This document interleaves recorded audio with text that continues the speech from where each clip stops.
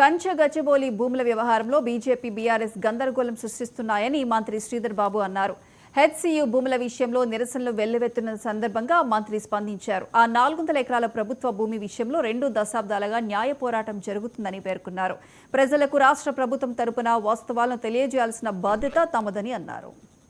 తీసుకురావడానికి ప్రభుత్వ ఆస్తులను మనం కాపాడాలే, ప్రజల పక్షాన ఈరోజు దాన్ని సంక్షేమము అభివృద్ధి విషయంలో ముందుకు తీసుకెళ్లాలని ముఖ్యమంత్రి రేవంత్ రెడ్డి గారు మా ప్రభుత్వం 2023 డిసెంబర్లో ఏర్పడ్డ తర్వాత 2024లో తీర్పు రావటానికి న్యాయపరంగా పోరాటం చేస్తూ ఈరోజు ప్రభుత్వానికి 400 ఎకరాలను సేకరించే కార్యక్రమం ఎప్పుడు లేని విధంగా చేస్తే దీన్ని ఏ విధంగా అడ్డుకోవాలి, ఏదో విధంగా అవరోధం కల్పించాలి, అభివృద్ధికి సంబంధించిన అంశం వచ్చినప్పుడు దీన్ని ఏదో విధంగా అడ్డుకోవాలని చేసే ప్రయత్నంలో కొంతమంది చేస్తూ ఉన్న సత్యదూరమైన ప్రచారాన్ని నేను ఇప్పటికీ చెప్తా ఉన్నాం.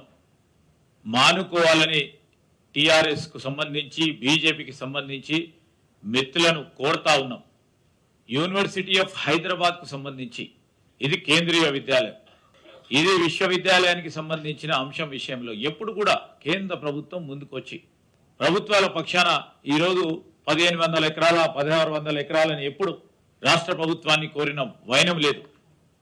మా ప్రభుత్వమే మేము వచ్చిన తర్వాత దాన్ని డిమార్కేట్ చేసి ఇవ్వాలి, దాన్ని స్పష్టంగా వారికి ఇచ్చే కార్యక్రమం చేయాలని